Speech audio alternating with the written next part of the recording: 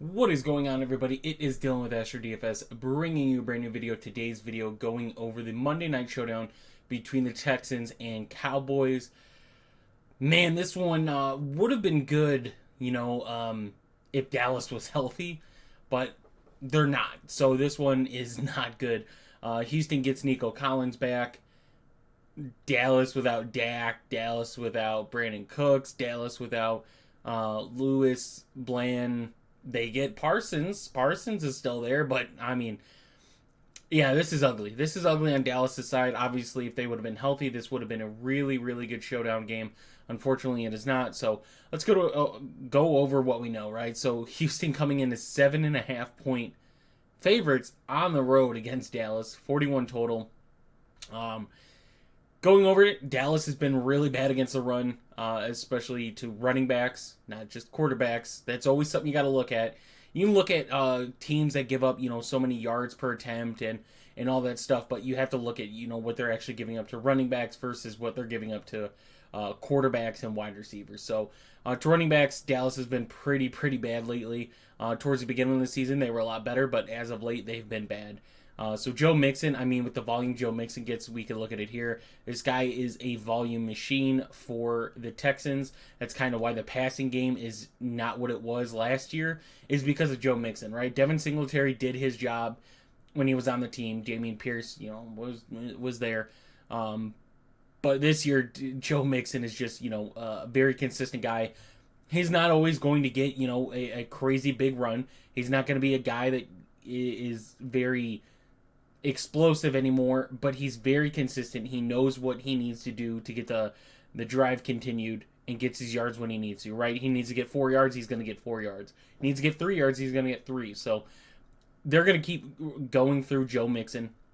Obviously, sooner or later, they're going to have to, rely upon different running backs because they can't go with Joe Mixon the entire season and in the playoffs. So I would expect that sometime we see Joe Mixon's volume kind of go down just a little. Nothing significant, but give a few more snaps to the other running backs, Dameon Pierce, Taylor, anybody else in that running back room to kind of help Joe Mixon stay healthy.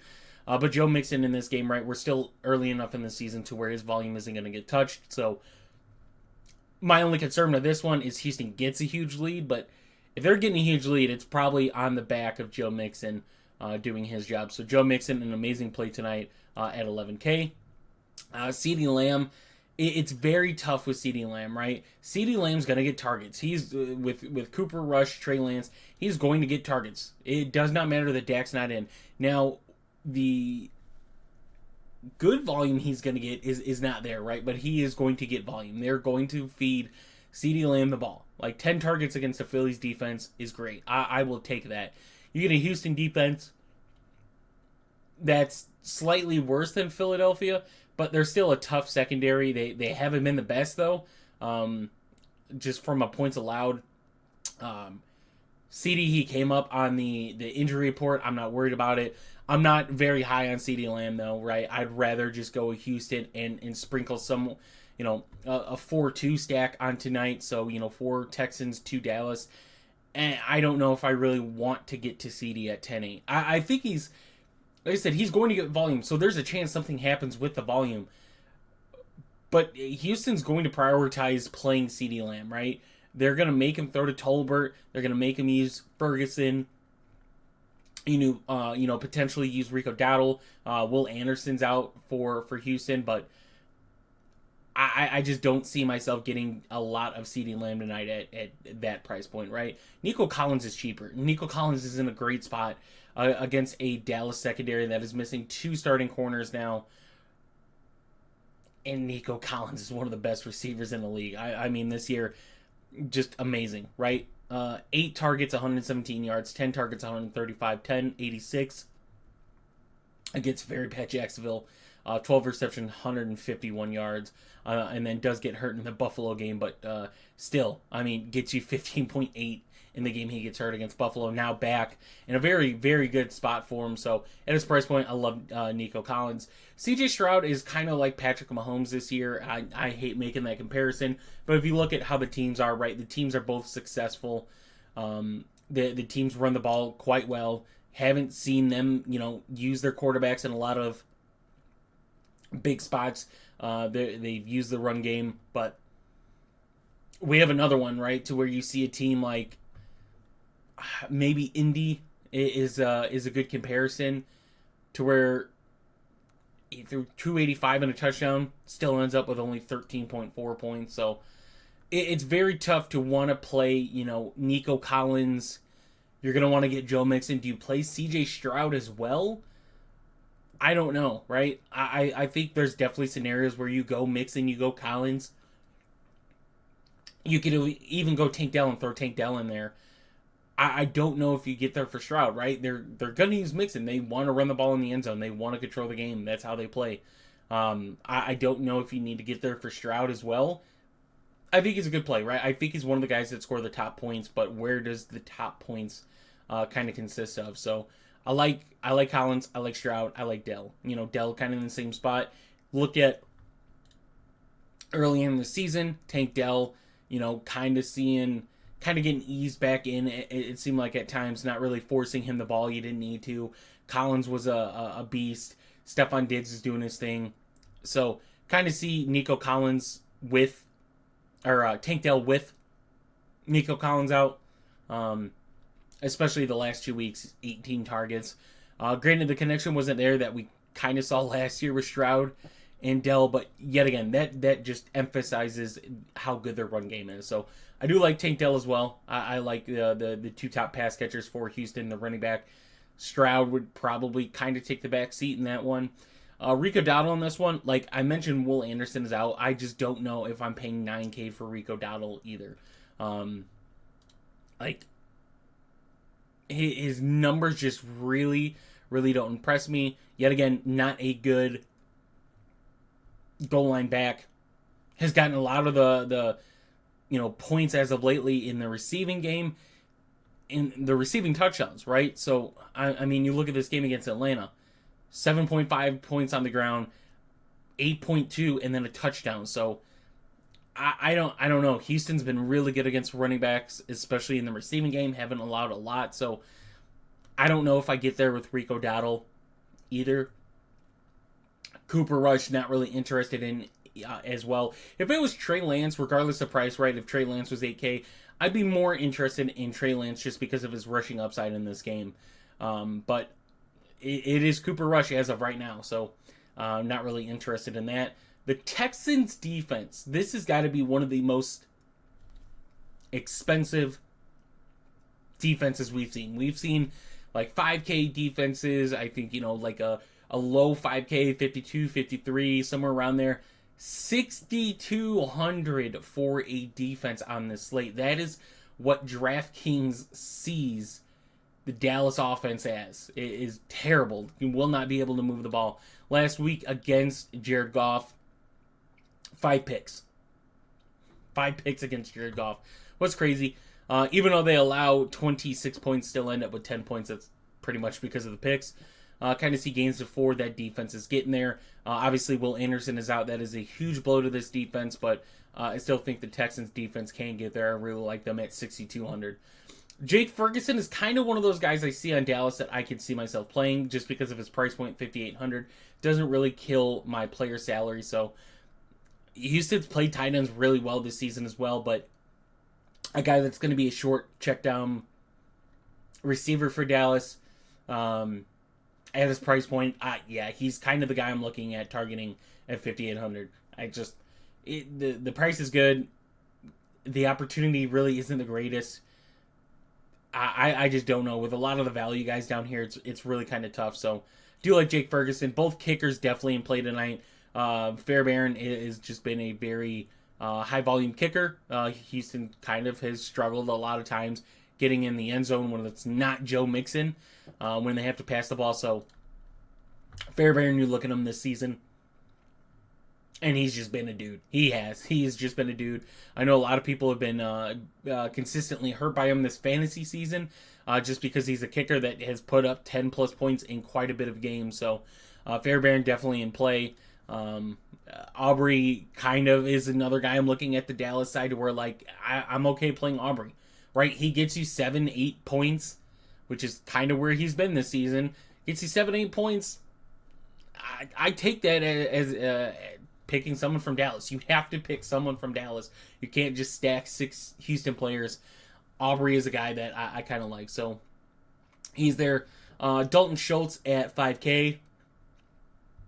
I mean, I've said it. I've waited for Dalton Schultz to have a really good game. Where is it, right? I've liked Dalton Schultz's opportunities. I thought, hey, you get so many talented receivers, a good run game. Dalton Schultz should get a lot of, red zone opportunities, should get a lot of, wide open plays down the field because so many people are focused on their wide receivers. He is not. They have not used Dalton Schultz at all this season. At all. This is not the Dalton Schultz that we should have this season with how talented that offense is. So, yet again, not willing to take that risk on Dalton Schultz. Jalen Tolbert at 4,600. I don't know, maybe because of his price point, but I mean, 5 targets last week against Philly. Granted, Philly.